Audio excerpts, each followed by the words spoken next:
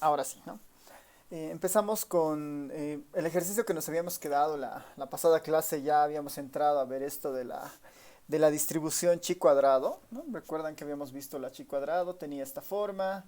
La chi cuadrado es una distribución que se utiliza especialmente para aproximarnos al comportamiento de la varianza muestral, ¿no? El teorema del límite central nos decía que básicamente cualquier muestra, ¿no? Cualquier muestra, si nosotros miramos la media, ¿no? Si nosotros miramos la media como objetivo, la media de una población, si quieren, cualquier muestra tiene un comportamiento normal, ¿no? Si queremos estudiar la distribución de la media muestral, ¿no? Ahí el foco estaba en el parámetro de la media a través de su estimador, la media muestral, ¿no? Es lo que habíamos visto hace varias clases. Y la anterior clase lo que habíamos visto es, si el foco ahora es estudiar al comportamiento, ¿no? de la dispersión en una población, ¿no? En este caso a partir de la varianza de una población, ya no la media sino la varianza, igual, ¿no? Vamos a tener una población de un determinado tamaño, nosotros a partir de esa obtenemos los parámetros de interés y estudiamos las distintas muestras posibles, ¿no? de esta población. ¿Y qué tal si nosotros ya no nos interesa necesariamente estimar a la media, sino ahora nuestro interés es estimar a la varianza, ¿no? O a una aproximación de una medida que nos diga algo de la dispersión de la información, ¿no? Si ese era el objetivo, habíamos visto que hay algunas particularidades de esto, ¿no? No siempre se puede aproximar con un estimador por copia, ¿no? Teníamos que hacer algunos arreglos con la cuasi varianza, que es este que tiene n-1, y este sí tenía ciertas propiedades, ¿no? Al menos sí era insesgado para el valor, ¿no? Y teníamos justamente esas relaciones, ¿no? que habíamos tenido en la anterior clase, ¿no? Y a partir de eso aterrizábamos que si este fuera nuestro parámetro de interés, ¿no? Este fuera nuestro parámetro de interés, que es finalmente una dispersión sobre la media poblacional entre n-1, si este fuera nuestra población de interés o nuestro parámetro de interés, la estadística adecuada para estimar a esta sería la cuasi varianza muestral, ¿no? La cuasi varianza muestral, o para nosotros de ahora en adelante es simplemente varianza muestral, ¿no? La varianza muestral es la que tiene este rezago de n-1 en el denominador, ¿no? Esta es la varianza muestral. Si nosotros queremos estudiar a este, hay una propiedad bastante interesante que nos dicen, esta estadística, ¿no? Esta estadística, si las xi, ¿no? Si las xi que provienen, que se estudian en la muestra, provienen de una distribución normal, ¿no? Provienen de una distribución normal. Entonces podemos asegurar, nos decía el teorema, que va a haber una nueva variable, ¿no? Una nueva variable que le vamos a llamar x cuadrado, ¿no? Que va a tener esta forma. Este estimador s cuadrado de x por n-1 sobre sigma de x. Y justamente este nuevo estimador, ¿no? que se construye a partir del s cuadrado que nosotros calculamos en la información de sigma, este tiene una distribución chi cuadrado, le decíamos, ¿no? Una distribución chi cuadrado. Lo que implícitamente está diciendo este teorema es que la varianza muestral se puede aproximar o se puede estudiar viendo las propiedades de una distribución chi cuadrado con n-1 grados de libertad, donde n era el tamaño de la muestra. A un proceso le estamos asignando una distribución, ¿no? Para modelar el comportamiento de las distintas distribuciones muestrales, ¿no? Del comportamiento de las varianzas de las distintas distribuciones muestrales, ¿no? A partir de todas las muestras posibles, eso se puede modelar con una chi cuadrado, ¿no? Eso es lo que estamos mencionando en este punto, ¿no? Y ahí vale la pena igual recalcar algo que diferencia en la estadística, ¿no?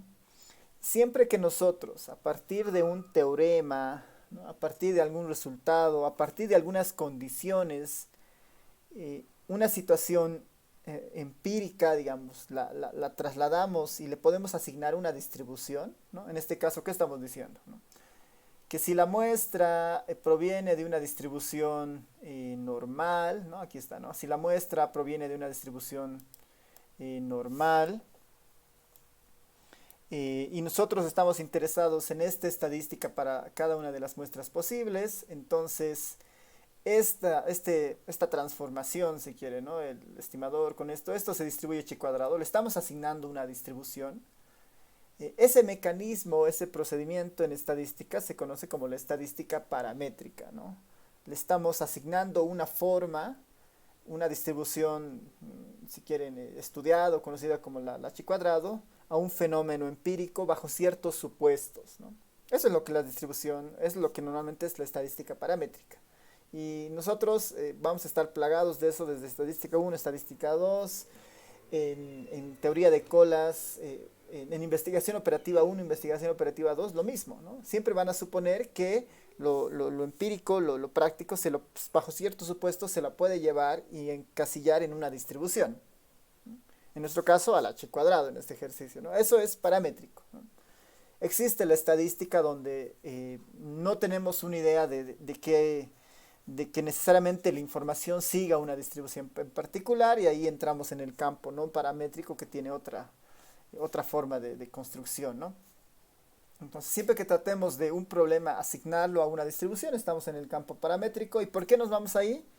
Porque es más fácil estudiar una distribución con todas sus características, ¿no? Por eso hemos aprendido en estadística 1 el comportamiento de las distintas distribuciones, medias, varianzas, probabilidades. Es más fácil estudiarlas ellas que estudiar el comportamiento de todas las muestras posibles, ¿no? Recuerden que en este ejercicio simple que hacíamos, ¿no?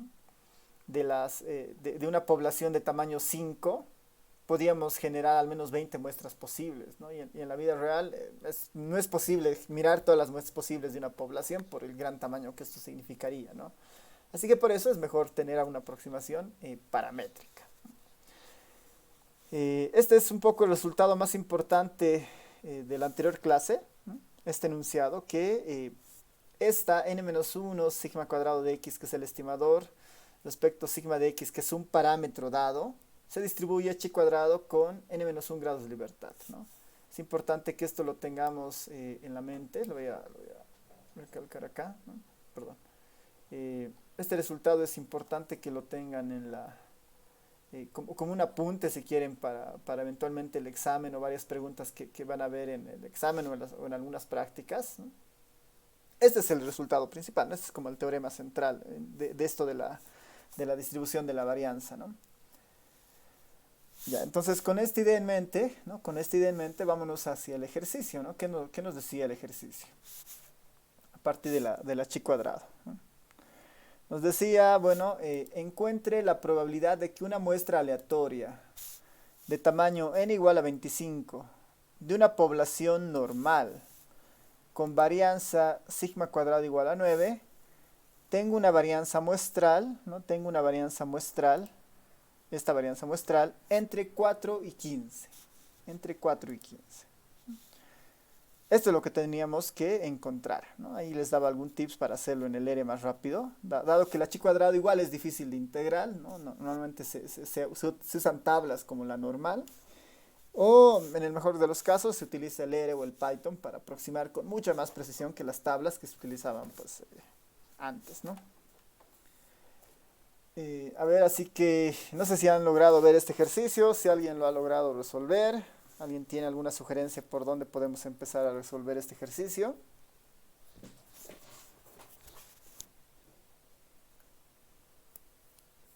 Sí estoy grabando la clase. No estoy grabando por si acaso la clase. Yo utilizo otro programita para grabar para que no... por si se va el internet o se cae, no pierda la grabación o después te estoy uniendo partes, ¿no? Así que sí estoy grabando la clase. Gracias, Cristian, por recordar. Igual creo que alguien está grabando también la clase, seguramente igual eso les va a aparecer en el Drive, ¿no?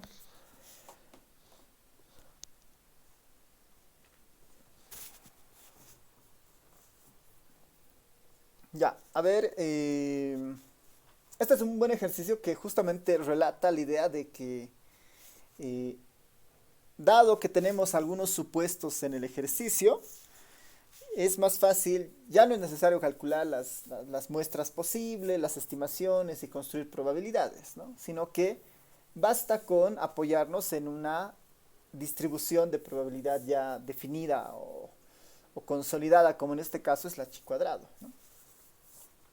Dice, encuentra la probabilidad de una muestra aleatoria de n igual a 25, primer dato, de una población normal con varianza sigma.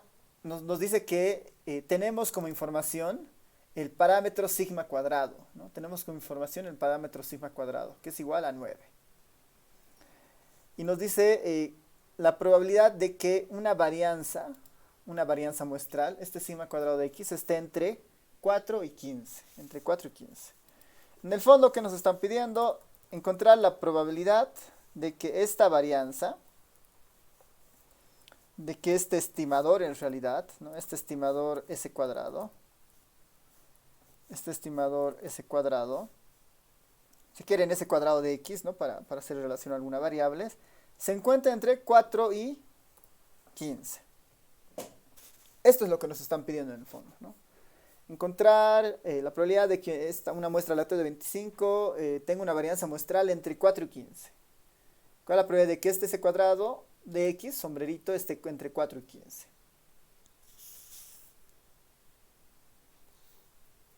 Si no usáramos lo paramétrico, deberíamos sacar todas las muestras posibles de tamaño 25 de esta población normal que no sabemos qué tamaño tendrá.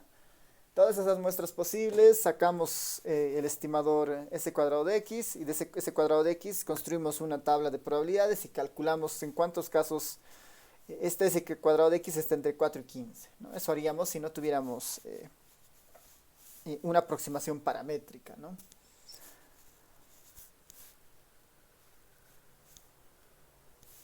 ¿Qué sugieren? ¿Qué podríamos hacer, dado que esto es lo que se está pidiendo el ejercicio? ¿Cómo encontramos este valor?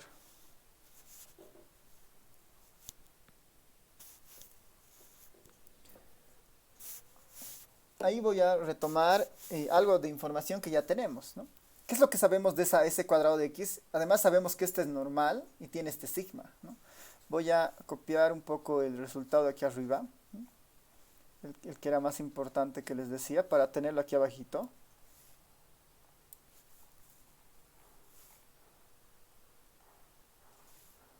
Es justamente acá, ¿no? Les voy a poner como recordar, ¿no? Sino tomar en cuenta, ¿no? Tomar en cuenta que esto, ¿no?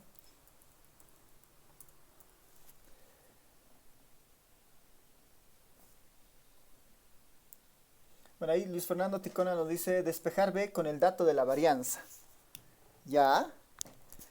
Sí, o sea, básicamente la idea parte un poco en el tema del despeje, pero en el fondo, en este punto y casi para este tema 2, todo viene en esta línea, ¿no? De que tengo que calcular la probabilidad de que esto ocurra. Para calcular esto, ¿no? De una manera sencilla, deberíamos en algún caso utilizar pues la distribución de f de 15 menos f de 4, digamos, ¿no? Si recuerdan la clase de probabilidad, esto es f de 15 menos f de 4, ¿no? ¿De quién es f? ¿No? F debería ser la distribución acumulada del s cuadrado de x, ¿no?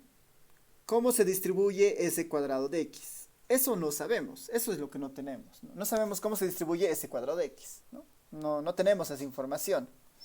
Entonces, para llegar acá, ¿no? Para calcular esto, sería fácil. Si tuviéramos la distribución del s cuadrado de x, esto ya sería inmediato, digamos. Simplemente buscamos en la tabla o integramos y resolvemos el f de 15 y el f de 4, ¿no? Como no tenemos estos pasos de acá, ¿no? Bueno, como no sabemos qué forma tiene f, eso es lo que tenemos que hacer ahora, ¿no? Si tenemos algo de información. Si bien es cierto, no sabemos cómo se distribuye el s cuadrado de x, sabemos que si al s cuadrado de x le aumentamos estos elementos, se va a distribuir como un h cuadrado. Y de un h cuadrado sí tenemos una idea de cómo se comporta su distribución o sus formas, ¿no? Entonces, la volveremos a esta s cuadrado, la volveremos una chi cuadrado. Para que sea esta una chi cuadrado, le tenemos que multiplicar por n menos 1 y dividir entre s cuadrado de x. N menos 1 tenemos. N vale 25, este elemento vale ¿cuánto? 24. El denominador dice s cuadrado de x, en forma de parámetro, ¿no? Este es un parámetro dado. En el ejercicio nos dice que es una población normal con varianza sigma cuadrado igual a 9, ¿no? Aquí la x he puesto porque estamos haciendo relación a la variable, así que es igual nomás, digamos, ¿no? Si quieren acá sigma cuadrado de x para evitar algún conflicto de notación, sigma cuadrado de x, ¿no? También tenemos a este vale 9. Entonces puedo reconstruir o puedo construir esta chi cuadrado, ¿no? Puedo construir esta variable chi cuadrado. Entonces yo podría hacer acá, esto es equivalente a, perdón, exactamente hacer esto, ¿no? A cada elemento le multiplico por n menos 1, que es lo mismo a cada elemento multiplicar por 24, ambos extremos por 24,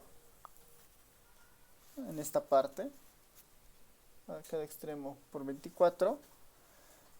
A este s cuadrado de x, en realidad le multiplico por n menos 1, ¿no? Ese es lo primero que estoy haciendo, ¿no? N menos 1, 15 y 4 y por 24, ¿no?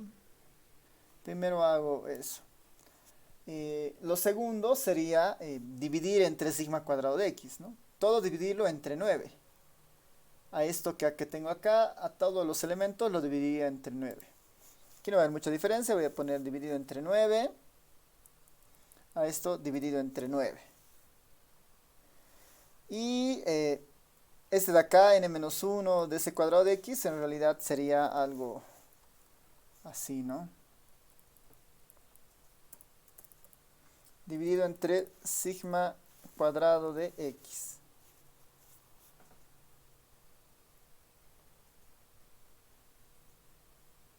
A ver, para ponerlo exactamente como aquí abajo, voy a copiar todo esto.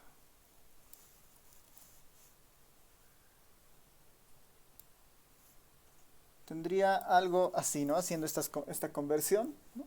Estos elementos. n-1, 24 a todo lado. Sigma cuadrado de x dividido entre 9 a todo lado.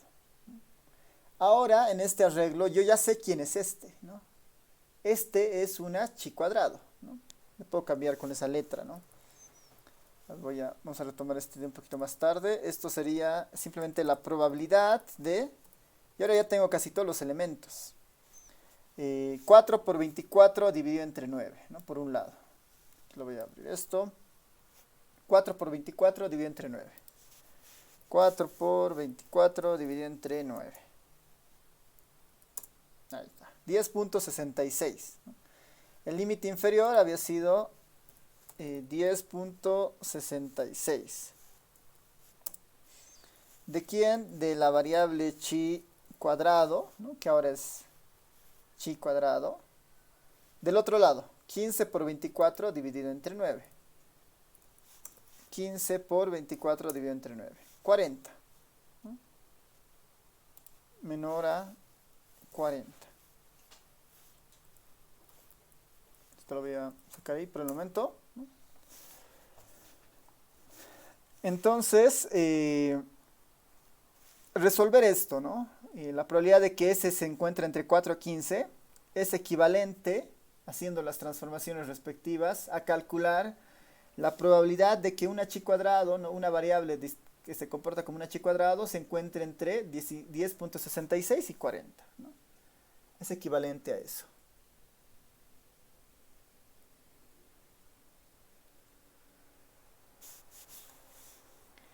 Ya. Siguiente paso debería ser, bueno, buscamos el valor 40 y el valor 10.66 en la tabla, ¿no? Esto se convertiría en el fondo, voy a copiar acá para tenerlo.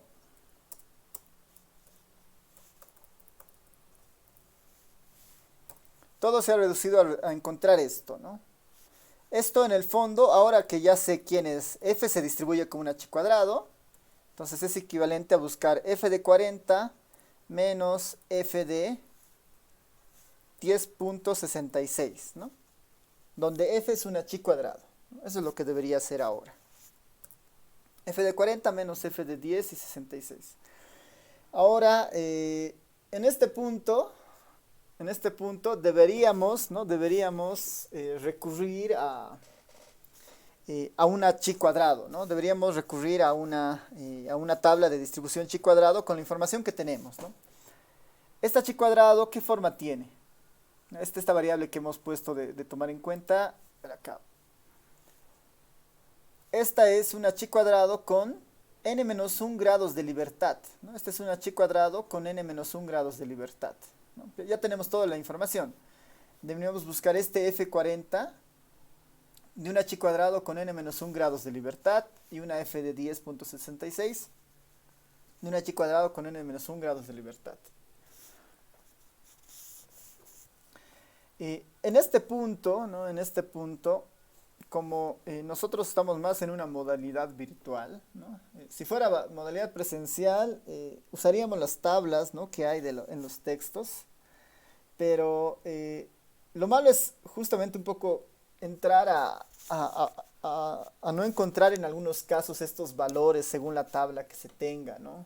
Ustedes recordarán que el uso de la tabla normal en estadística 1, el manejo de la tabla misma es a veces un poco confuso, varía de libro a libro, ¿no? Tiene muchas cosas ahí todavía que vale la pena, bueno, que podrían retrasar un poco el cálculo de algo, ¿no?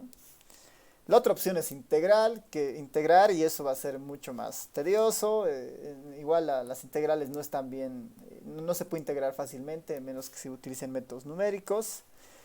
Y más aún que ustedes son informáticos, ahí la aproximación, la mejor aproximación para esto es utilizar el software que tienen estas funciones o estas tablas, si quieren, ¿no? Ya definidas, ¿no? Así que para el examen yo los invito a que vean si es que si no utilizan el R, tal vez el Python, que igual tiene sus funciones para encontrar estos valores, ¿no? En el caso del R es muy sencillo, ¿no? En el caso del R es muy sencillo. Lo que les había puesto el anterior, ¿no? Esta f de acá, f de t, ¿no? En algún valor de t es equivalente a calcular la probabilidad de que x sea menor a este t, ¿no? O lo que es lo mismo, f de 4 si fuera un caso, digamos, ¿no? F de 4 si fuera t un valor. En nuestro caso tenemos f de 40 y f de 10.66. Eso en el R, ¿cómo se obtiene? ¿No? Es la p de probabilidad de la distribución chi cuadrado y acá le damos los parámetros. Le damos el valor que estamos apuntando, en este caso este t, ¿no? Aquí le está poniendo el 40, y después le doy los parámetros de la distribución, que en este caso el parámetro de la distribución es los grados de libertad, ¿no?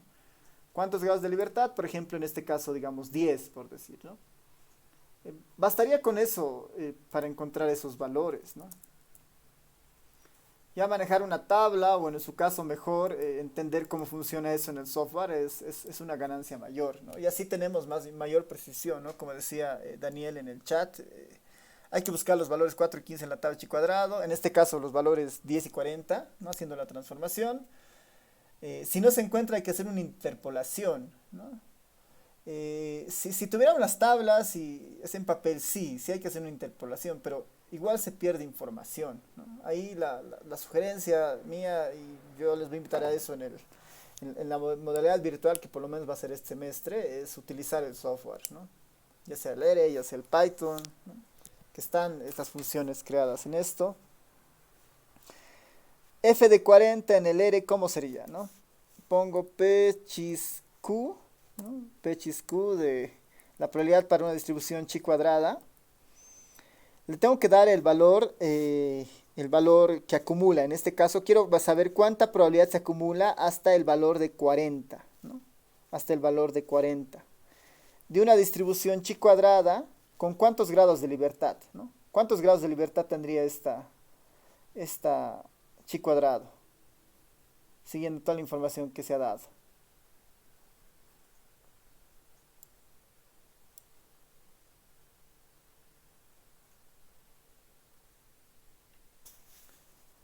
¿Cuál sería estos los grados de libertad en este caso?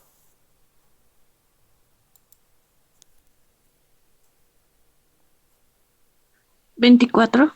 Eso, ¿no? Serían simplemente 24, porque esa es información dada, ¿no? Si he logrado construir esta función chi cuadrado, esta dice que se distribuye chi cuadrado con n-1 grados de libertad, ¿no? Entonces aquí tengo el parámetro de los grados de libertad, que es el único que necesita la distribución chi cuadrado, ¿no? Como la Poisson necesitaba lambda, ¿no? La binomial necesitaba el p y el n, ¿no? Esta necesita solamente los grados de libertad, que en este caso es 24. Esto de acá es equivalente al f de 40, ¿no? Al f de 40 para una chi cuadrado, ¿no? Con grados de libertad igual a 24, ¿no? Esto es la equivalencia en el R. Eso había sido 0.9786, ¿no? Entonces acá puedo ir anotando eso. El primer f había sido 0.9786. El segundo es exactamente lo mismo, la misma distribución, solo que el punto ahora hasta dónde se está acumulando la probabilidad es de 10.66, ¿no? 10.66. Igual 24 grados de libertad, ¿no? Igual 24 grados de libertad. Esto había sido 0.0087 menos 0.0087. Y esta probabilidad había sido igual a ¿qué? ¿No? A 0.9699, ¿no? Trabajando con 4 decimales. 0.9699. 9699. Y ya está, ¿no? Básicamente el trabajo del software y la búsqueda en la tabla, ¿no? No hay muchas más cosas que hacer. Eh, Incluso podríamos tener una aproximación gráfica de esto, ¿no? Para ver qué es lo que estamos calculando. Voy a, voy a ponerles acá un gráfico de exactamente lo que estamos haciendo.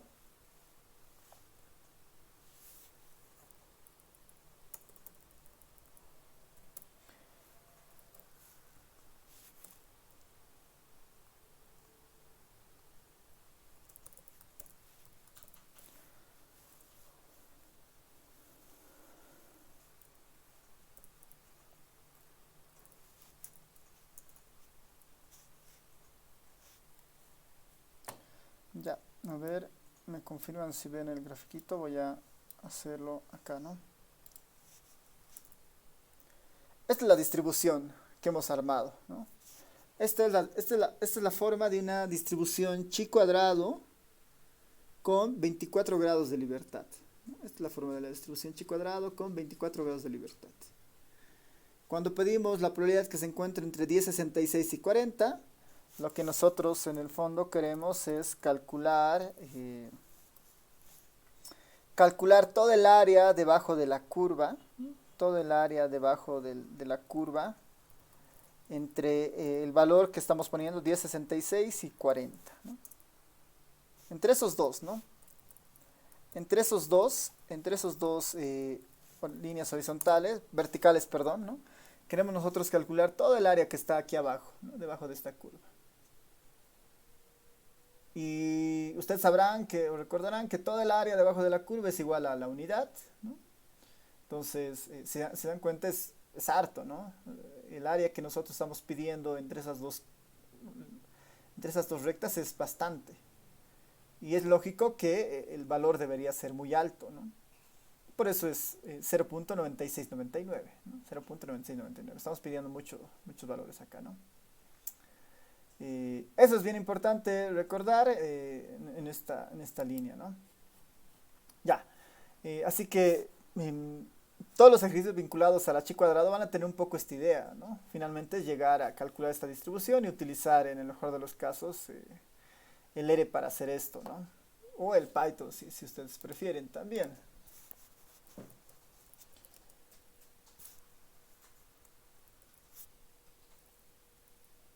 ¿Alguien tiene alguna consulta, comentario?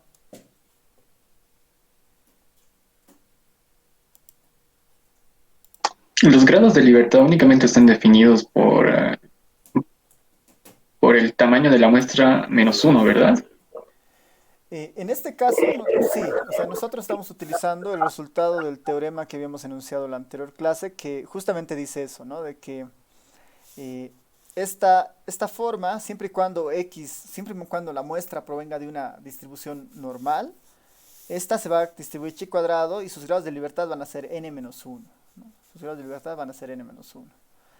Em, sí, los grados de libertad únicamente van a depender del tamaño de la muestra, ¿no? En este caso. Ahora, la distribución chi cuadrado tiene otros usos y otras características, pero en nuestro caso es esta nomás, ¿no? Para los fines de la materia.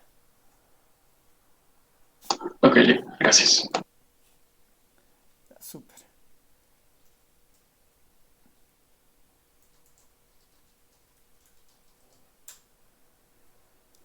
Ya, a ver, para los que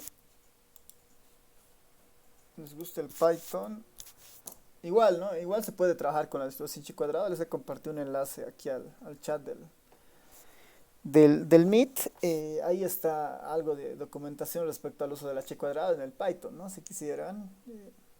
En Python es muy bueno en general, ¿no? Pero tal vez no está optimizado tanto para procesos estadísticos.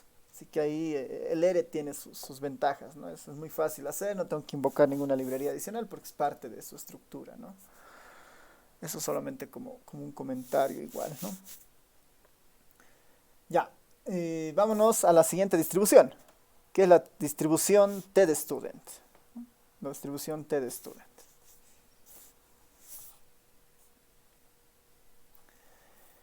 A ver, esta distribución T de Student tiene una apariencia muy parecida a la normal, ¿no? La distribución chi cuadrada, perdón, la distribución T de Student, ¿no? O simplemente T, ¿no? La distribución T también, o T de Student, es muy parecida a la distribución normal, ¿ya? En términos de su forma, ¿no? Igual es simétrica, tiene la forma de una campana, pero en general existe una característica bien interesante de la T de Student, ¿no? Y es que esta, esta, esta T de Student la vamos a utilizar nosotros en el contexto cuando sucedan dos cosas, ¿no? Cuando sucedan dos cosas. La primera es cuando el tamaño de la muestra no sea tan grande, ¿no? Sea, si quieren, menor a 30, ¿no? Sea un poco más pequeña. El teorema del límite central nos decía que cualquier cosa converge a una normal cuando el n pequeño, cuando el tamaño de la muestra es relativamente grande, ¿no? Y grande, lo habíamos dicho, puede ser 20, puede ser 30, ¿no? Que era un poco la línea esta. La T de Student aparece un poco para ayudarnos en ese contexto donde todavía hay algo de falta de información, cuando el tamaño de muestra no es tan grande, ¿no? Por decir, cuando el tamaño de muestra sea menor a 30, ahí la T de Student puede ser una alternativa para modelar algún problema que nosotros tengamos, ¿no? Entonces, vamos a poder calcular tal vez la media muestral para tamaños de muestra más pequeños que 30 y vamos a poder utilizar la T de Student sin problemas, ¿no? Esa es un poco la utilidad de esta T de Student. Esa es una primera aproximación, si quieren, ¿no? Para utilizar la T de Student. La siguiente podría ser cuando nosotros no necesariamente conocemos algunos valores de la población, digamos, no tenemos en cuenta la varianza y no tenemos el valor de sigma y vamos a trabajar más con el S, digamos, ¿no? Como una aproximación al sigma. Tenemos más información de la cuasi varianza muestral que otra cosa, ¿no? De la varianza muestral. Así que esos dos principios son importantes. Vamos a empezar definiendo algo, ¿no? Vamos a empezar definiendo algunas cosas para conocer a la distribución T de Student. Vamos a empezar directamente con el teorema.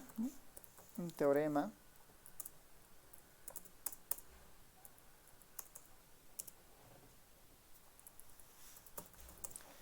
Vamos a empezar con una variable z, ¿no? Sea z una variable aleatoria normal, ¿no? Sea z una variable aleatoria normal estándar. Normal estándar. Sea z una variable normal estándar y b una variable aleatoria h cuadrado y b una variable aleatoria chi cuadrado.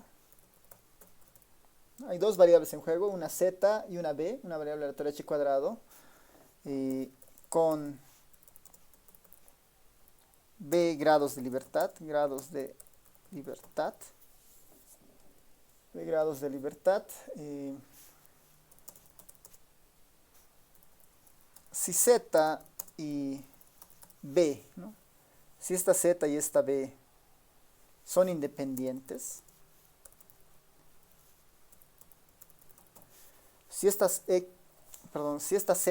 ¿no? Si esta z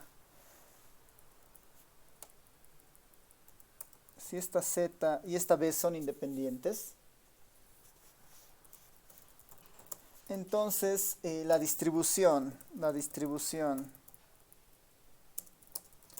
de la variable aleatoria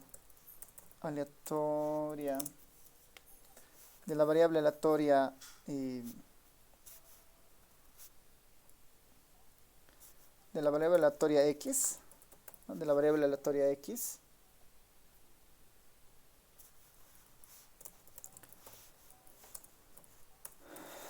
donde esta variable aleatoria x la vamos a denotar justamente como eso, como una transformación que utiliza la z y la b, ¿no?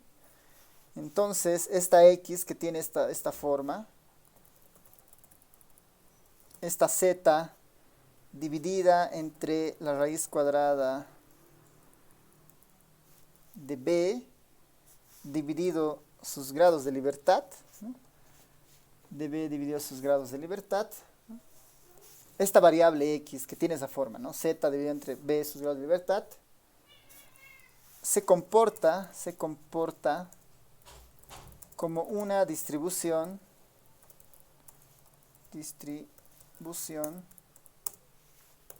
t de student, como una distribución t de student, o como una distribución t simplemente, ¿sí, no? Como una distribución t. Se comporta como una distribución t.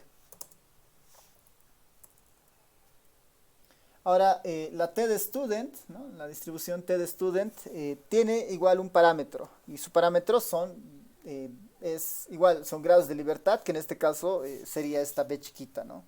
Se comporta como una distribución t de student con d minúscula grados de libertad. En notación, ¿no? En notación decimos que esta variable x se comporta como una t con b grados de libertad, ¿no? Esta x se comporta como una t de student con b grados de libertad.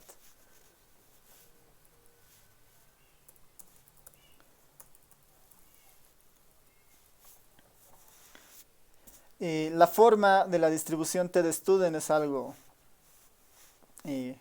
complicada, ¿no? de anotar y de recordar, ¿no?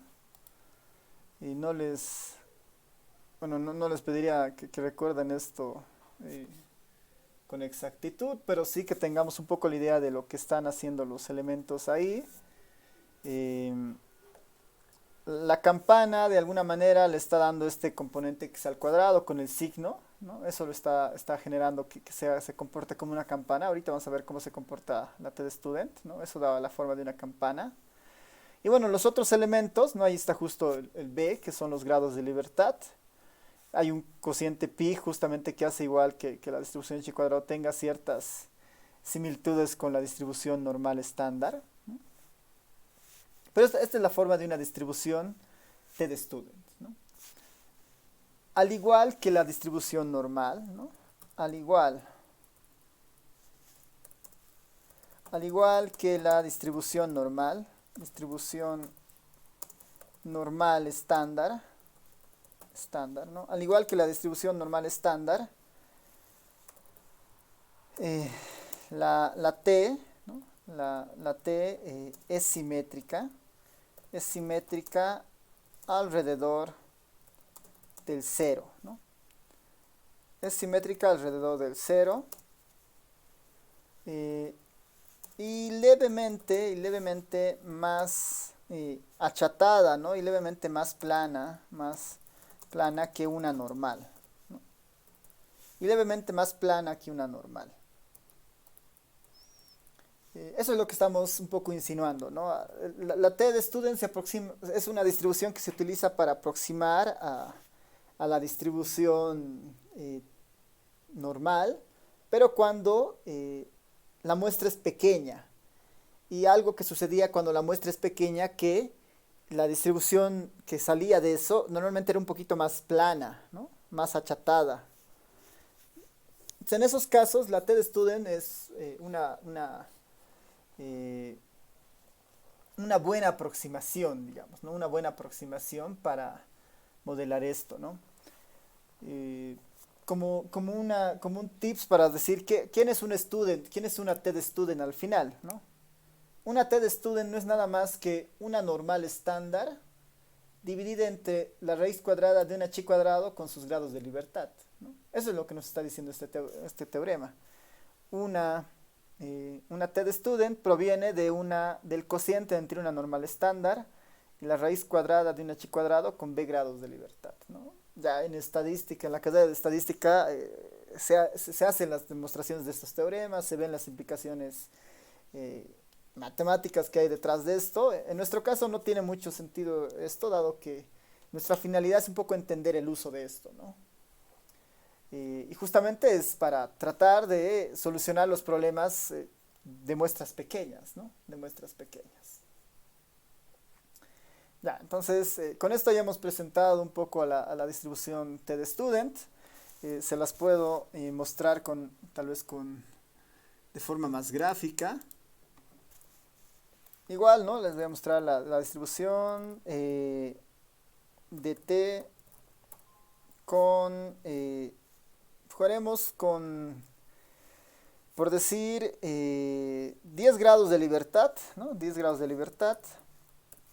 Xlim, para que se vea bien, vamos a poner los grados desde menos 5 a 5.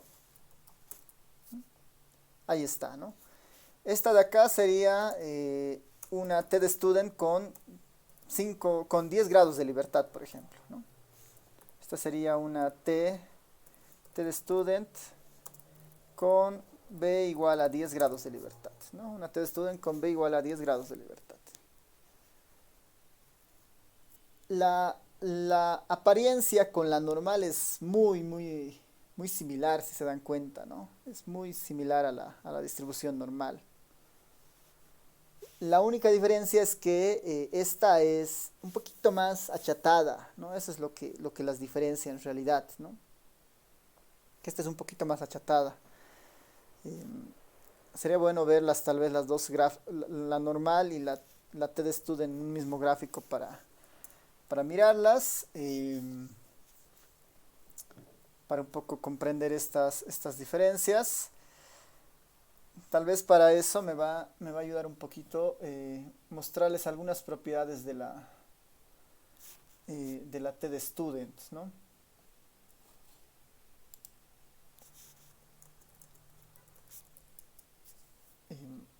La t de student trata justamente de que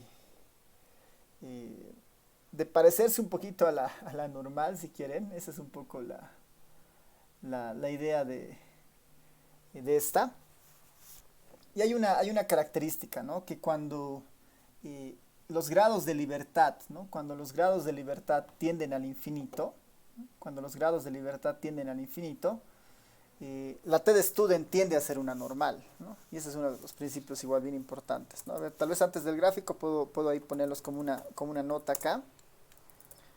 Cuando este grado, ¿no? Cuando B, que son los grados de libertad de esta T de student, tiende al infinito, ¿no? Se vuelve cada vez más grande. Para nosotros grande en estadística va a ser 30, ¿no? En términos de distribuciones muestrales todavía. En distribuciones muestrales, la idea de grande va a ser mayor a 30, ¿no? Un poco más ahí. Cuando B tiende la T de student, ¿no? La T de student, ¿no? La T de student se aproxima mucho, ¿no? Se aproxima mucho a una normal, ¿no? Se aproxima mucho a una normal. Una normal, ¿con qué características, no? Se aproxima mucho a una normal, ¿con qué características? Eso es importante definirlo. Se va a aproximar a una normal con media 0, ¿no? Con media 0 y varianza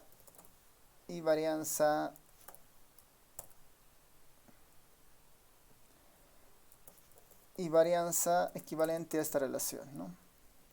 Equivalente a B dividido entre B menos 2, ¿no? A medida de que de los grados de libertad crecen al infinito, ¿no? Cada vez se vuelven más grandes. Entonces la T de student cada vez se parece más a una normal, ¿no? Cada vez se parece más a una normal. ¿Y a qué normal? A esta normal, ¿no?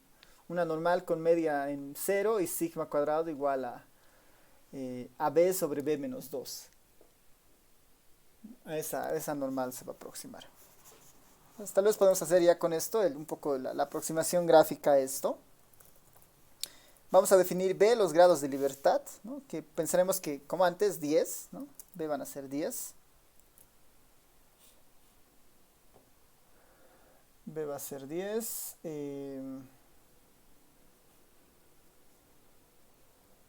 Lo segundo debería ser dibujar a la normal. Vamos a dibujar a la normal de X con media en 0 y varianza exactamente igual a esto, ¿no? A B de B menos 2, ¿no? Esta vez debería ser en el R para hacer esto, de B menos B dividido entre B menos 2. Ya. Para que esta se vea, xlim menos 5 a 5.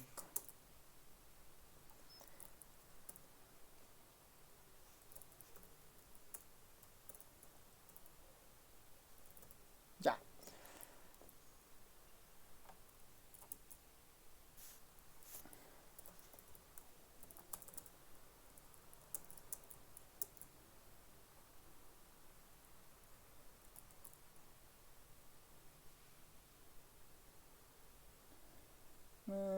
Ya.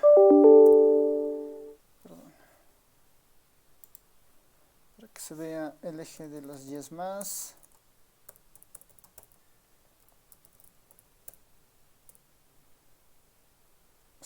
Hasta 0.5. Ahí, ¿no? Esta es la distribución normal con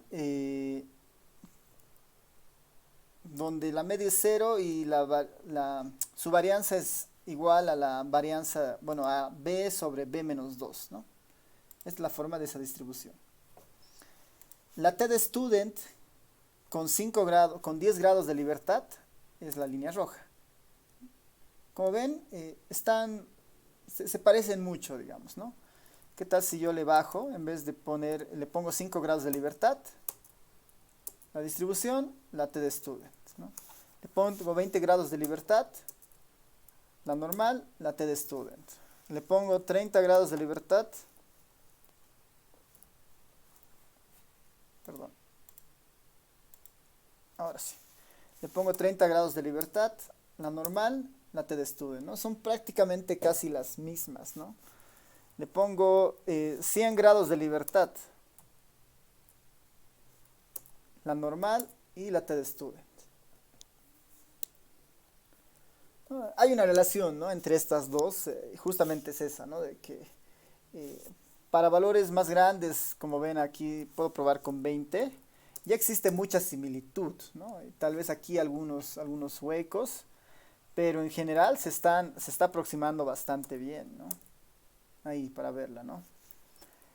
Obviamente la deformación, si quieren, o la diferencia se da cuando los grados de libertad bajan, ¿no? Esto es con 3 grados de libertad, ¿no? Con 3 grados de libertad no se parecen para nada, ¿no? La normal está un poquito más, bueno, la t-de-student en realidad está un poco más concentrada hacia el cero, mientras la otra se está dispersando todavía, ¿no? No son iguales, ¿no? Con 3 grados de libertad. Por esto va mejorando a medida de que los grados de libertad crecen. Eso como una nota para aclarar esto de la distribución t-de-student y un poquito cuál es su relación o su uso, ¿no?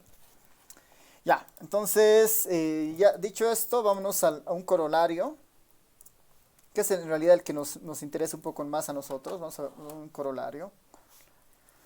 Estamos insinuando que la t-de-student nos va a ayudar cuando estemos estudiando, bueno, cuando el teorema del central del límite no nos ayude demasiado, ¿no?, con esta idea del n igual a 30.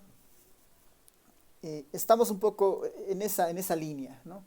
Y si recuerdan, la distribución, bueno, el teorema central del límite estaba muy vinculada a la distribución muestral de la media, ¿no? A la distribución muestral de la media. Entonces vamos a retomar un poco esa línea con el siguiente corolario, que ya nos pone un poco todo el contexto para tener y utilizar la t-de-student en el contexto que nosotros estamos viendo, ¿no? Vamos a decir, bueno, sean x1, x2, punto, hasta una xn, ¿no?, hasta una xn, variables aleatorias, ¿no?, variables aleatorias independientes, ¿no?, variables aleatorias e independientes, o variables aleatorias independientes e idénticamente distribuidas,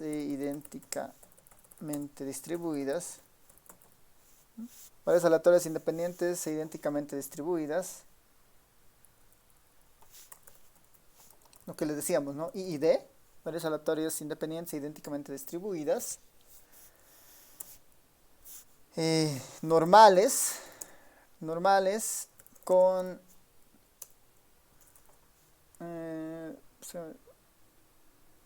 idénticamente distribuidas.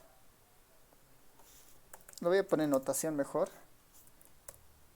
Estas xy, toditas estas xy se distribuyen normal con media mu, ¿no?, con media mu y varianza sigma cuadrado de x, ¿no?, sigma cuadrado de x.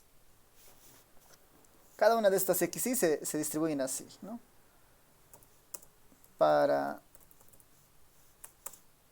con las i's en 1 hasta n justamente, ¿no?, con i1 hasta n.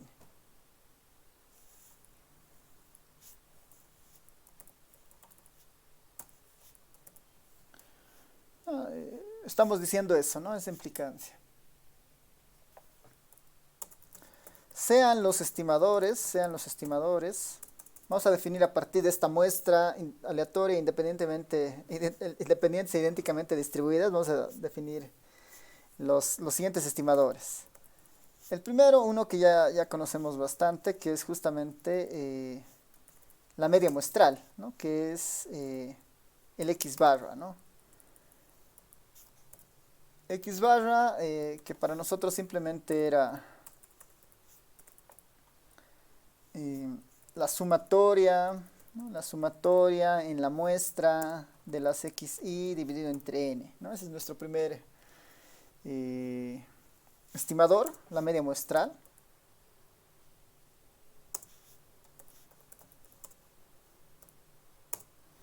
Y este segundo estimador, que sería la cuasivarianza, ¿no? Que le vamos a poner todavía sombreros.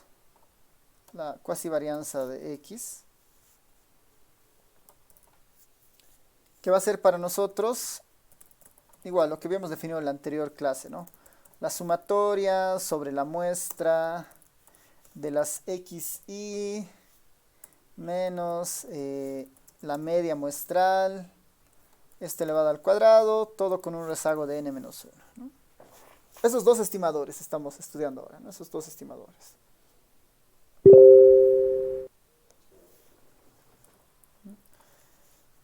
Entonces, ¿no? Entonces, ¿qué significa esto, no? Si nosotros definimos estos estimadores, ¿no? Entonces, la variable aleatoria,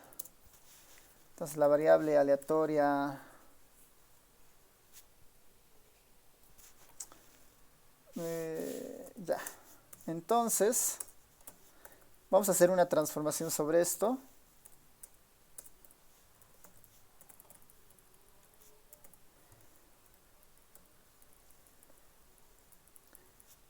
Entonces, x barra menos mu, ¿no? X barra menos mu dividido entre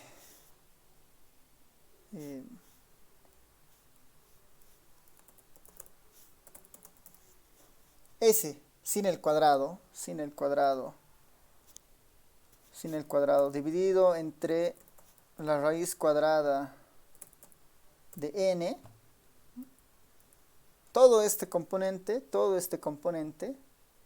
se distribuye como una t, ¿no?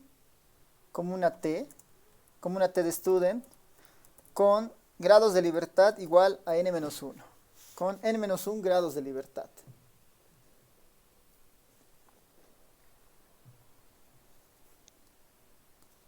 Si quieren, esta puede ser nuestra variable aleatoria x, digamos, que se distribuye de esa forma, ¿no? En general, mejor tener en cuenta un poco lo que está sucediendo ahí, ¿no? X menos mu, s cuadrado sobre n, se distribuye t de student con n-1 grados de libertad, ¿no? n-1 grados de libertad. Esto es lo que dice este corolario, que está muy de la mano de lo que hemos definido antes, ¿no? Está muy de la mano de lo que habíamos definido antes.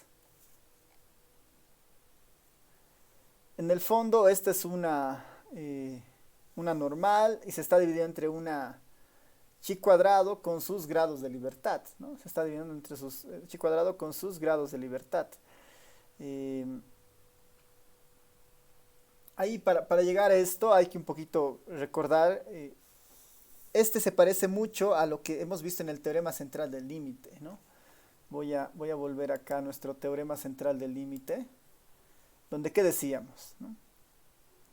Que esta z, que era x barra menos mu, mu de x ya, sobre sigma de x raíz cuadrada de n, esta se distribuye normal, estándar, cuando n crece hacia el infinito, ¿no? Eso es lo que decíamos en el teorema central del límite, ¿no? Si nosotros no conocemos esta s cuadrado de x, nosotros la podemos estimar, ¿no? Hemos dicho que podemos estimar a esta s cuadrado de x, ¿no? En la anterior clase. ¿Cómo la estimamos? Con el s grande, ¿no? Con la s grande. Entonces ahí volvemos a nuestro t de student, ¿no? Tenemos una figura muy similar a la anterior, ¿no? Solo que aquí tenemos el s en vez del sigma, ¿no? Y este es chi cuadrado y estos son n grados de libertad, y esta estamos diciendo que se distribuye como una t de student con n-1 grados de libertad, ¿no? Con n-1 grados de libertad.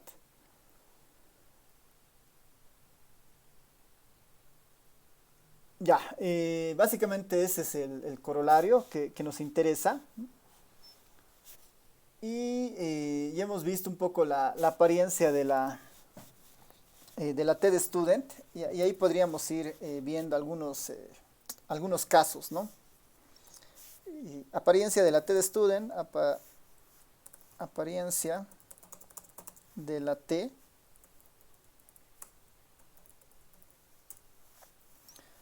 Aquí igual vamos a hacer un pequeño grafiquito para ir mostrando eso, ¿no?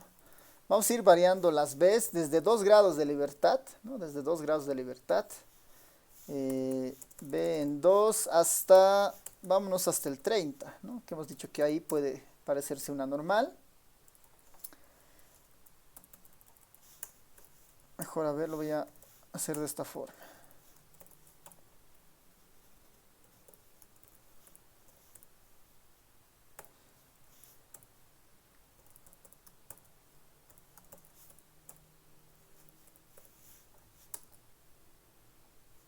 Ya, ahora sí.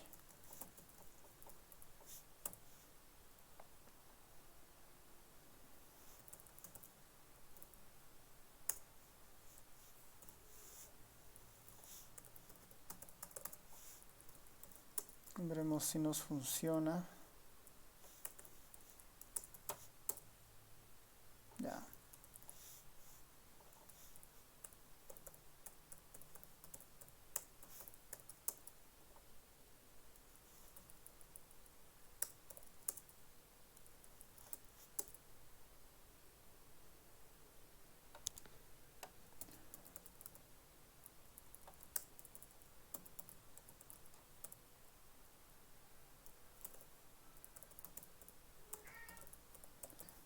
Ahí. Ya.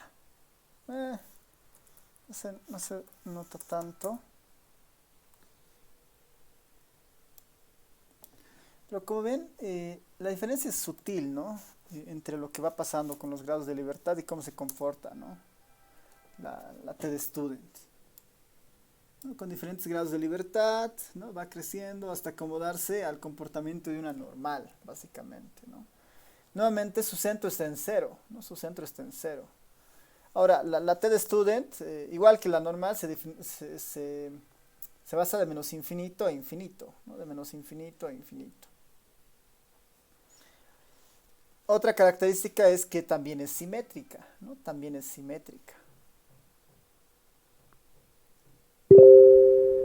Podemos ver en R, por ejemplo, esto, ¿no? En R. Ese punto más podemos tener acá, en R. Para obtener, ¿no? Para obtener la probabilidad de que la variable sea menor a un t, ¿no? Que es equivalente al f de t, ¿no? Con x que se distribuye t de student con b grados de libertad, ¿no?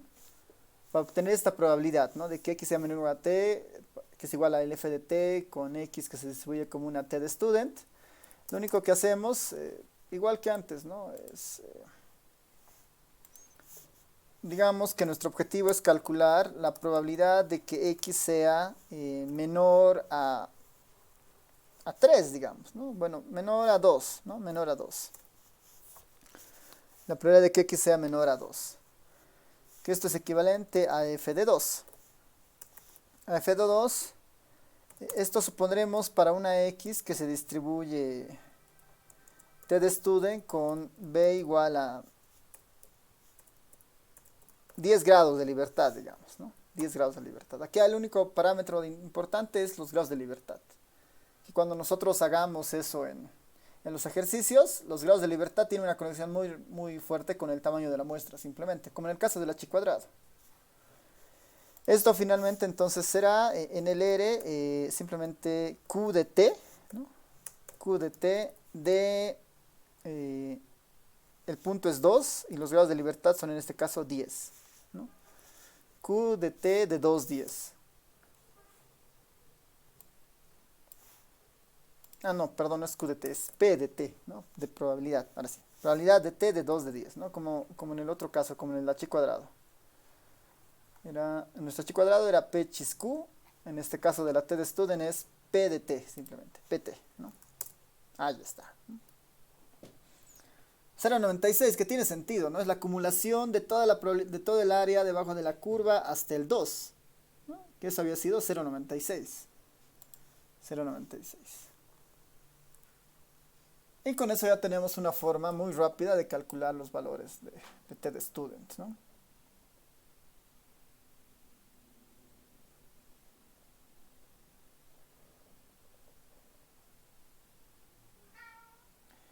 A ver, como una pregunta,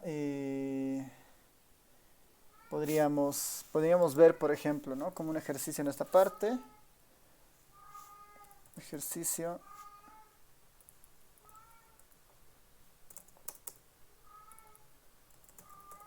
Sea X que se distribuye T de student con B igual a, digamos, 14 grados de libertad, ¿no? Calcular tres cosas, ¿no? La probabilidad que T sea mayor a 0.67, probabilidad de que X, perdón, sea mayor a 0.67. La otra probabilidad podrá ser la probabilidad de que X sea menor que 0.5 y la probabilidad de que X se encuentre entre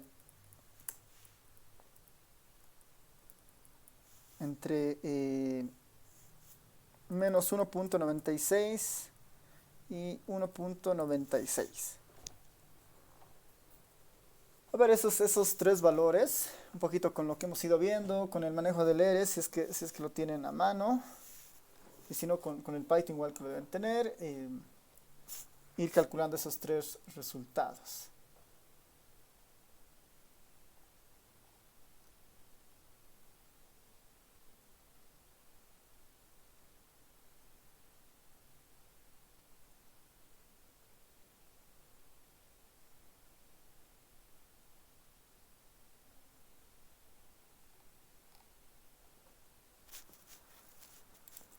Por ahí les dejo unos 5 minutos para ir viendo la forma de obtener estos tres valores.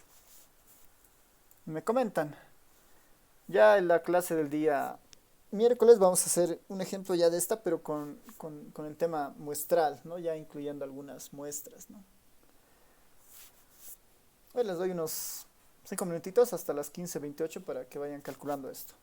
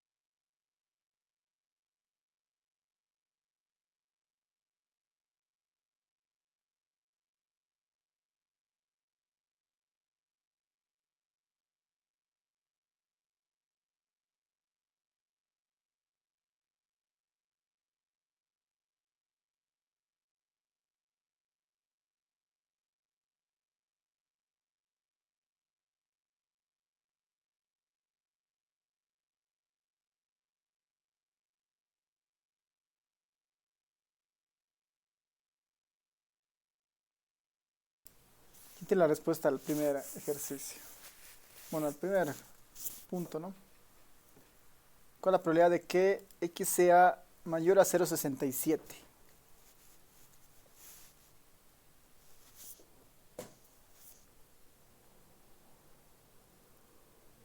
¿Alguien lo ha logrado?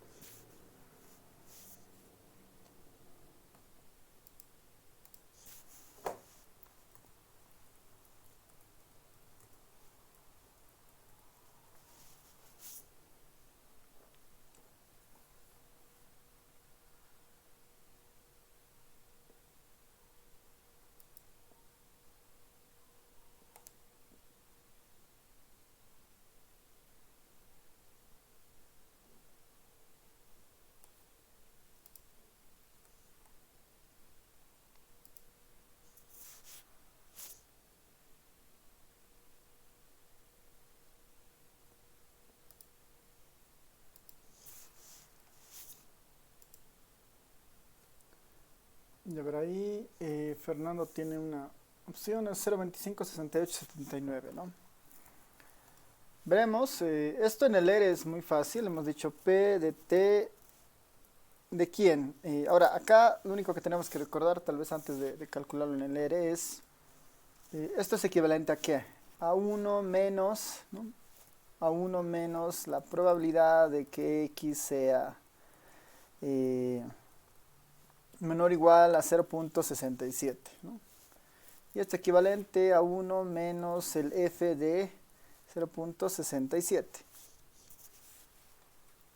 Lo único que yo necesito acá es el P de T de 0,67 de una T de Student con 14 grados de libertad, ¿no? 0,74, 1 menos esto sería 0,2568, ¿no? Como su compañero justamente indicó. Para ponerlo, los pasos 0,7431 y esto finalmente es igual a 0,2569, digamos, ¿no? 69.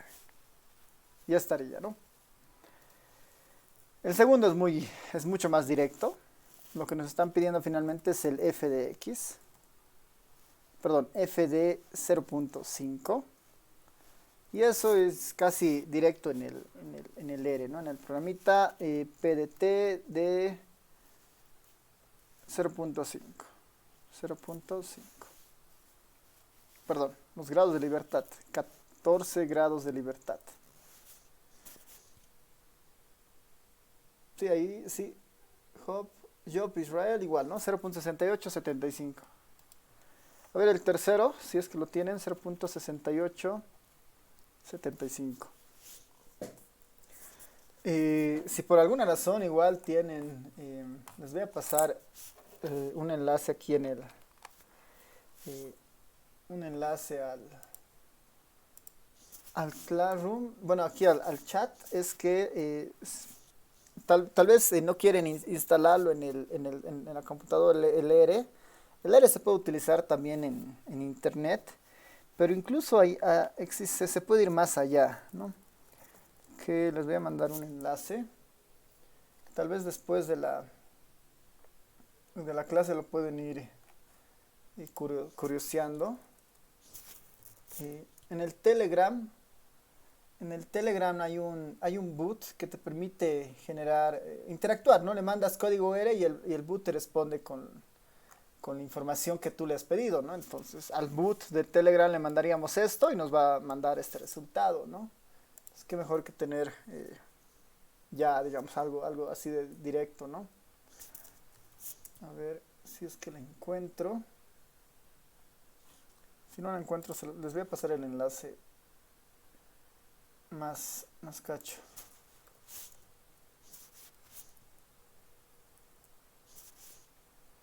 Aquí está.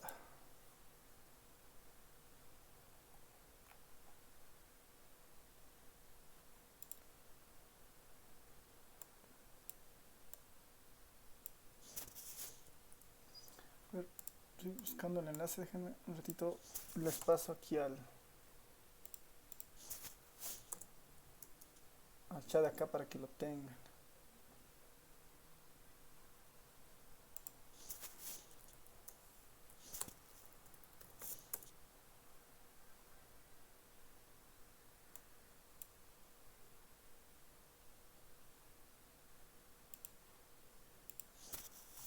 Ya. Ahí está, el tercero ya lo tienen, sí, ¿no? Ya han coincidido Luis Fernando, Jorge Ariel. Pues si quieren tener este boot, ese es el enlace, entran y es bien sencillo, ¿no? Ponen cualquier comando y les va a responder el R, ¿no? Hay que iniciar el kernel, pero después es todo. Es muy sencillo de utilizar ese boot, ¿no? Si es que igual lo vamos a usar solamente para tablas, el R en nuestro caso, ¿no? Así que más que suficiente tener el boot y un poquito conocer los comandos, ¿no? Si es que no fueran Python o si prefieren verlo por acá, ¿no? Esto de manera muy directa sería fd 1.96 menos fd menos 1.96. En este caso bastaría con poner el pt de 1.96. El primero había sido 0.96. Y el segundo es el mismo pero con negativo. Allí, por ejemplo, había sido 0.9648, 49, digamos, ¿no? Menos 0.0351. Y el resultado de esto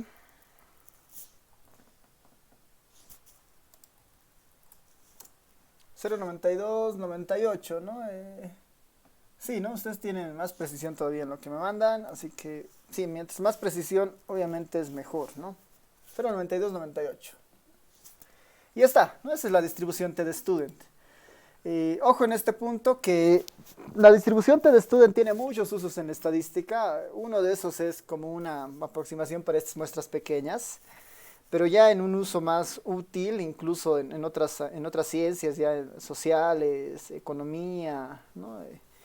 En las mismas técnicas de validación de grupos ya del Machine Learning hay un test que se llama el test de TD-Student, ¿no? Acá lo podemos ver en el R, por ejemplo, tiene ese comandito y es t-test, ¿no? Por casi por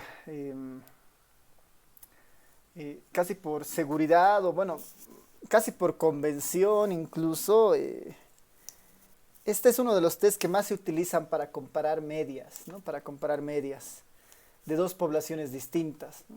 Y se utiliza el TD-Student que tiene todo un respaldo interesante por detrás y básicamente lo que se hace es ver si dos poblaciones donde medimos dos cosas distintas tienen el mismo comportamiento, por ejemplo, ¿no? A eso nos lleva un poco el test de TD-Student, ¿no? El R también lo tiene, ¿no? Uno puede comparar si dos poblaciones han obtenido un resultado similar y todo lo demás, ¿no? Parte de esto nosotros vamos a ver algo en el capítulo siguiente cuando veamos las estimaciones, ¿no? Parte de estos, del uso de este test de Student lo vamos a ver ahí, ¿no? La chi cuadrada igual tiene muchos más usos de los que hemos visto. Nosotros lo estamos viendo para aproximar la distribución muestral, pero la chi cuadrado se utiliza en muchos casos para verificar si cualquier variable se comporta como otra variable de interés, digamos. Con un test de chi cuadrado uno podría ver si por decir los datos se comportan como una normal, como una Poisson, como una TD-Student, ¿no? Cuando uno quiere validar ciertos supuestos. ¿No? La chi cuadrado tiene amplios usos, ¿no? En la parte social, con la chi cuadrado puede evaluar si existe relación entre variables cualitativas, por ejemplo, ¿no? ¿Será que, no sé, los años de educación, bueno, el nivel de educación de las personas y el sexo tienen alguna relación, digamos, si una persona es hombre, mujer, con los grados académicos que alcanza, ¿no? En una sociedad eso puede importar, ¿no? Para ver si se está penalizando en algún caso algún sector. La chi cuadrado y la TD-Student tienen sus propias ramas aparte de lo que estamos viendo por si acaso, así que Eso simplemente como un comentario, ¿no? Y bueno, ahora veremos la distribución F de Fisher, ¿no? La distribución F de Fisher, que está igual, ¿no? La distribución de Fisher tiene otra historia más allá de lo que nosotros vamos a ver acá. Pero en nuestro uso, ¿no? En nuestra materia, la distribución F la vamos a utilizar para cuando nosotros queramos comparar varianzas, ¿no? Cuando veíamos las distribuciones muestral de la media, habíamos visto la distribución muestral de la diferencia de medias, por ejemplo, ¿no? Habíamos visto eso para ver si dos poblaciones tienen un promedio similar en algo, por ejemplo, ¿no? Eso puede revelar algo de información, pero también podría revelar algo de información hacer el cociente entre dos varianzas, ¿no? Hacer el cociente entre dos varianzas. Y obviamente, ¿no? Si ese cociente es mayor a 1, sabemos que la varianza del numerador es más grande que la del denominador. Si ese valor fuera más pequeño que 1, ¿no? Sabemos que la varianza del denominador es más pequeña que la otra. Entonces, estos conceptos de analizar varianza, ¿no? Casi toda la estadística en la parte de análisis de varianza pasan por estudiar a la distribución de Fisher en algún momento, ¿no? Pasan por estudiar a la distribución de Fisher en algún momento. Y eso es bien relevante. Podemos introducir algunos aspectos acá.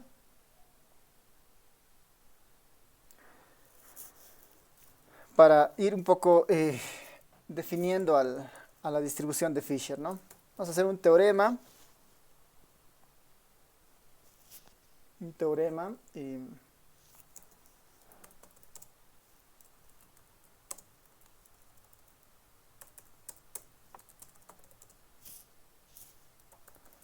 Sean U, vamos a tener una variable U, sean U y B, ¿no? Sean U y B, dos variables aleatorias, independientes. Sean U y B, dos variables aleatorias independientes, que tienen ambas independientes con, voy a poner en términos de notación, la U, ¿no? La primera variable U se distribuye como una chi cuadrado, ¿no? Se distribuye como una chi cuadrado con B1 grados de libertad, ¿no? Se distribuye chi cuadrado con B1 grados de libertad. La primera U se distribuye como chi cuadrado con B1 grados de libertad. Y la otra, la B, también se distribuye chi cuadrado. También se distribuye chi cuadrado, ¿no? También se distribuye chi cuadrado. Pero esta se distribuye con B2 grados de libertad, ¿no? U y B independientes. Ambas se distribuyen chi cuadrado. La primera con B1 grados de libertad y la segunda con B2 grados de libertad.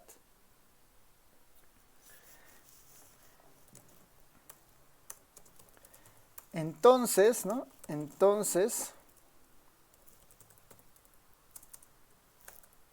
Lo que nos dice este teorema es que, entonces, sea la variable X, sea la variable X definida como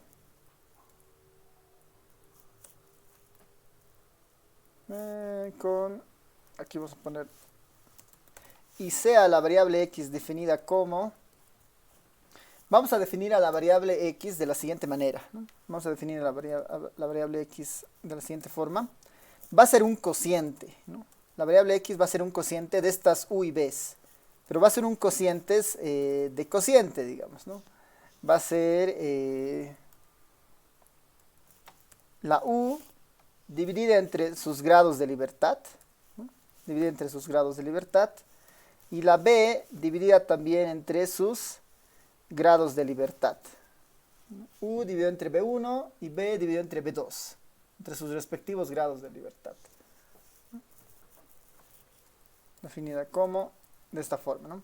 En el fondo es un h cuadrado entre sus grados de libertad, dividido entre otro h cuadrado y sus grados de libertad, ¿no? Así, ¿no? Así, decimos que f, ¿no? Decimos que x se distribuye f, ¿no? Se distribuye f de Fisher, ¿no? Decimos que x se distribuye, que x se distribuye como una Fisher, como una Fisher, como una Fisher. Que f se distribuye como una Fisher. Dicho de otra forma, x se distribuye f y la distribución de Fisher tiene dos parámetros. Tiene el parámetro b1 y tiene el parámetro b2, ¿no? Tiene, si quieren, 2 grados de libertad, ¿no? Bueno, tiene dos parámetros, el parámetro b1 y el parámetro b2, ¿no? En otros textos como el parámetro m, r, ¿no? En otros textos como el parámetro u y b, y en nuestro contexto vamos a decir que esta x, que hemos hecho esas transformaciones, se distribuye Fisher con parámetros b1 y b2, ¿no? Se distribuye con parámetros Fisher, con grados de, perdón, se distribuye Fisher con parámetros b1 y b2, ¿no? b1 y b2. b1 y b2, donde estas b1 y b2,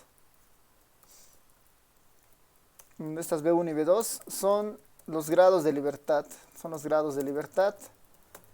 de la Fisher, ¿no? De la Fisher. Son los grados de libertad de la Fisher. La forma, ¿no? La forma de la distribución,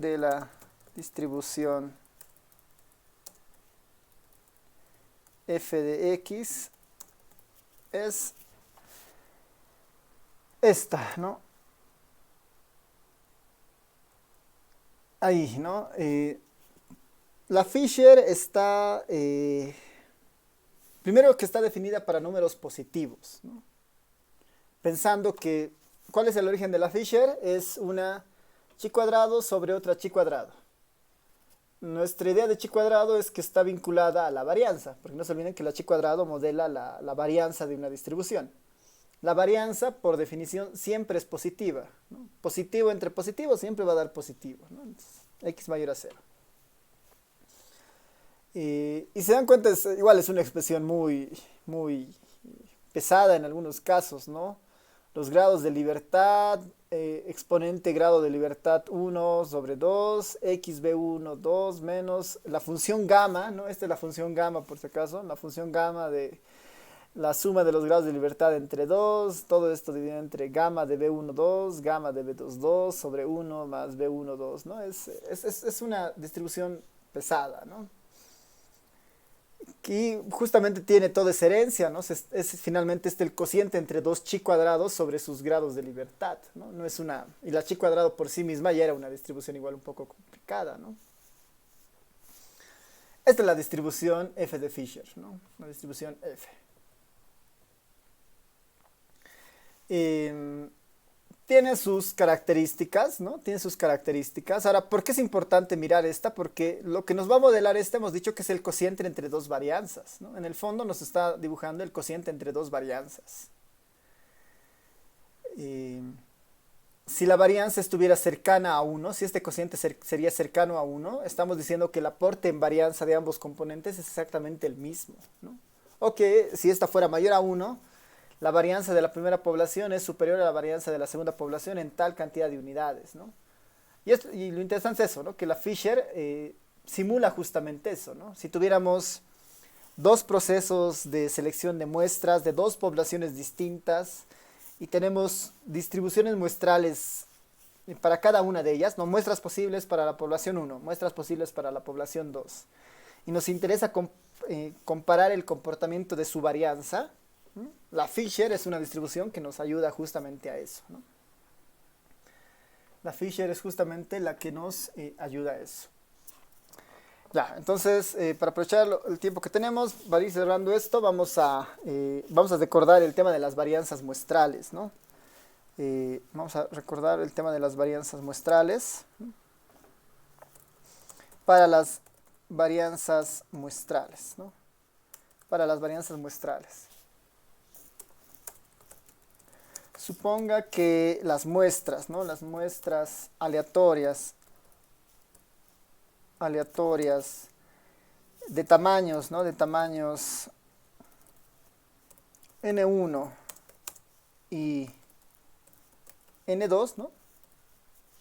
N1 y N2 se seleccionan de dos poblaciones normales, ¿no? Se selecciona de dos poblaciones normales, dos poblaciones normales con varianzas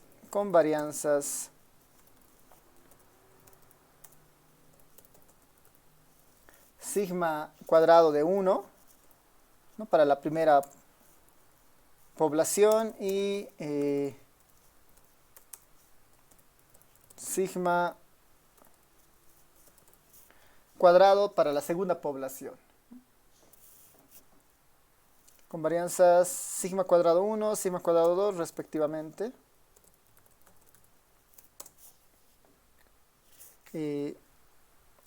Sabemos, ¿no? Sabemos lo siguiente. Voy a poner aquí a una chi cuadrado 1, utilizando la primera población. Sabemos que si hacemos algo sobre la varianza muestral, esto se comporta como una chi cuadrado, ¿no?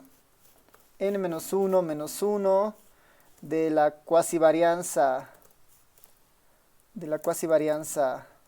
para la población 1, digamos, ¿no? Esto dividido entre sigma cuadrado de 1. Esta se comporta como una chi cuadrado, ¿no? Esta es una chi cuadrado con n-1 grados de libertad, ¿no? Esta se comporta como una chi cuadrado, ¿no? Como una chi cuadrado con n-1 grados de libertad, ¿no? Con n-1 grados de libertad. Este le podemos llamar B1, digamos, ¿no? Esta se comporta como una chi cuadrado con B1 grados de libertad. Lo mismo va a suceder con la otra población, ¿no? Es otra población, es otra muestra. Y ahí voy a tener una chi cuadrado de 2, digamos, una chi cuadrado de 2, de N2, de la cuasivarianza igual en 2, de sigma de 2, ¿no? Todo con la segunda población. Y esta igual se va a distribuir chi cuadrado con N2 y con B2 grados de libertad, digamos, ¿no? Con B2 grados de libertad. Eso por lo que habíamos visto en la anterior clase con esto de las chi cuadrados, ¿no? Esto es algo que habíamos visto ya la pasada clase con esto de las chi cuadrados.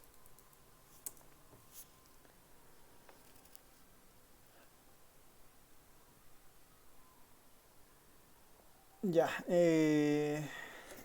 Entonces, a partir de esto, ¿no? A partir de esto, podemos tener el siguiente teorema, ¿no? Teorema. A partir de recordar esta idea de las varianzas muestrales.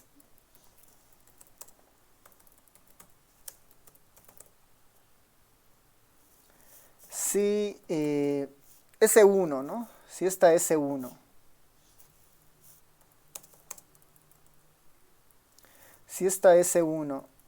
y la S2, ¿no?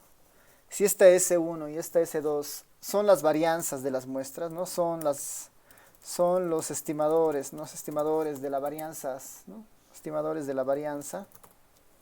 Son los estimadores de la varianza de muestras aleatorias independientes, de muestras aleatorias independientes entre ellas. Independientes entre ellas de tamaño N1 y N2, ¿no? Además, tomadas de poblaciones normales, ¿no? tomadas de poblaciones normales con varianzas sigma cuadrado de 1 y sigma cuadrado de 2, ¿no? Sigma cuadrado de 1 y sigma cuadrado de 2. Entonces, ¿no? Entonces, ya podemos llegar a un poquito enunciar lo que teníamos acá, ¿no?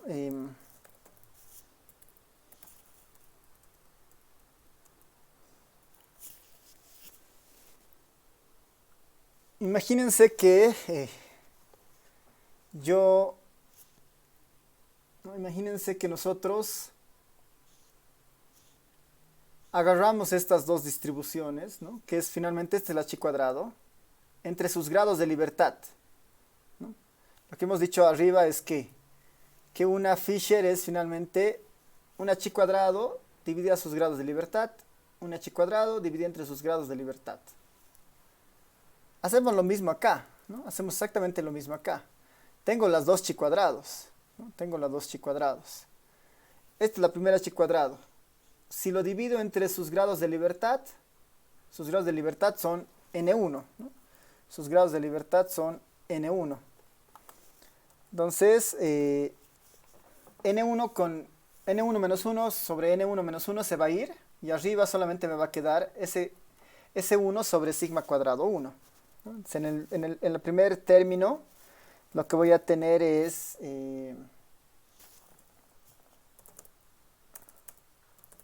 voy a tener S1 dividido entre sigma cuadrado de 1. Sigma cuadrado de 1. ¿No? Sigma cuadrado de 1. Es lo que voy a tener en el primer término. Y abajo, lo mismo, ¿no? Un h cuadrado entre sus grados de libertad, la n2 se va a ir, y lo que voy a tener es sigma cuadrado de 2 sobre 2, ¿no? Sobre sigma de 2. Esto finalmente es S1 multiplicado por sigma cuadrado de 2 sobre algo, sobre lo mismo casi, ¿no? Sobre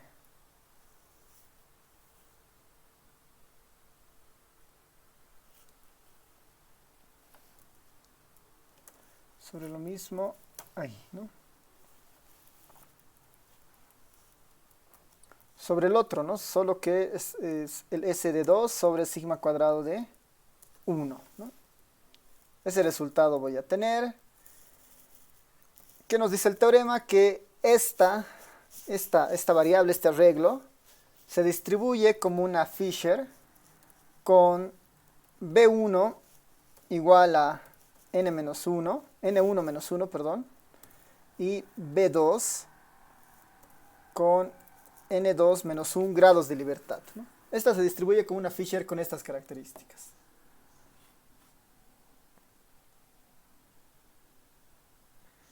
Con esto ya tengo una medida para comparar varianzas, ¿no? Para comparar varianzas. Esta es un poquito más difícil de conceptualizar, tal vez gráficamente, porque tenemos dos parámetros que están variando, el B1 y el B2. Pero a ver, podemos hacer rápidamente un ejemplo de esto, ¿no? Igual, ¿no? Sería la df. Pondremos, por decir, 10-10, ¿no? 10-10. Esta hemos dicho que tiene, necesariamente es mayor a 0, ¿no? Su distribución. Veremos si nos funciona.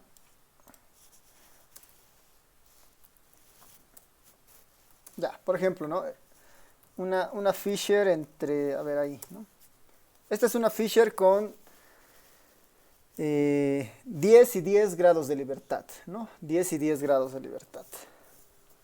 Esa es la forma de la Fisher. Si notan, es una distribución asimétrica hacia la derecha, ¿no? Está más inclinada la curva principal hacia el 0.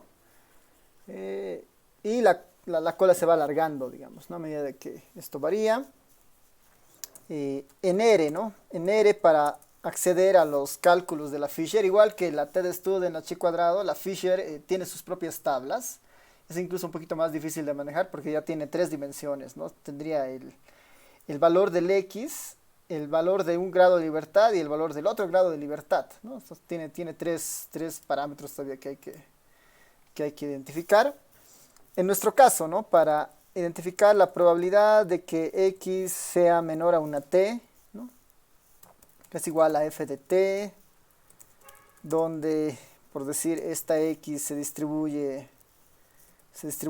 F, ¿no? Donde esta X se distribuye F, con B1 y B2 grados de libertad, ¿no? Para encontrar esa f de t, ¿qué hacemos en el R? Simplemente P de f, ¿no? PF.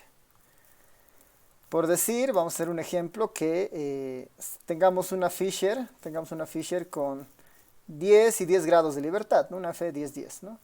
Y queremos calcular la probabilidad de que X sea menor a 1, digamos, ¿no? Menor a 1.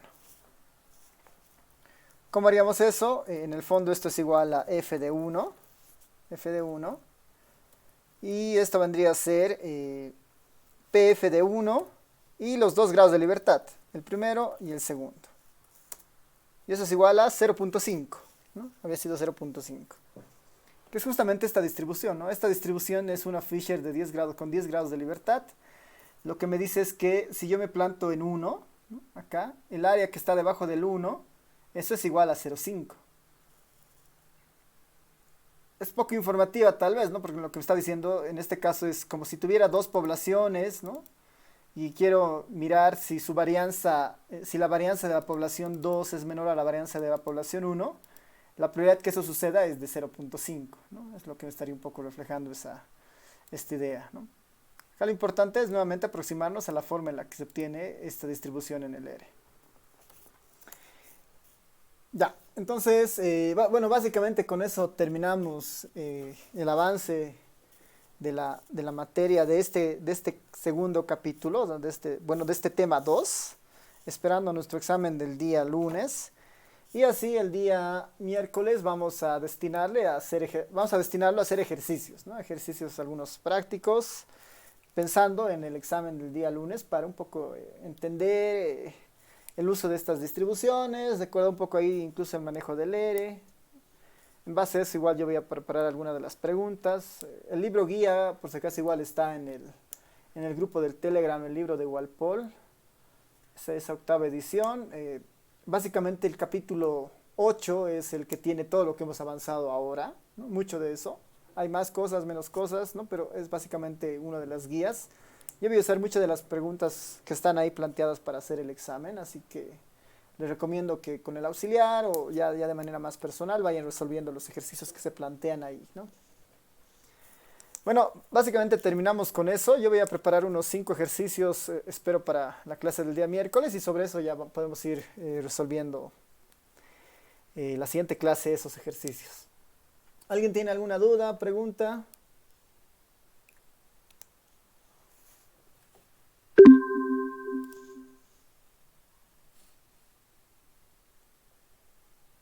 Creo que nadie, ¿no? Ya. Entonces, terminamos acá con la clase y nos vemos el día miércoles. Chao a todos, a todas. Chao, chao. Hasta luego, Lick. Nos vemos. Hasta luego, licenciado.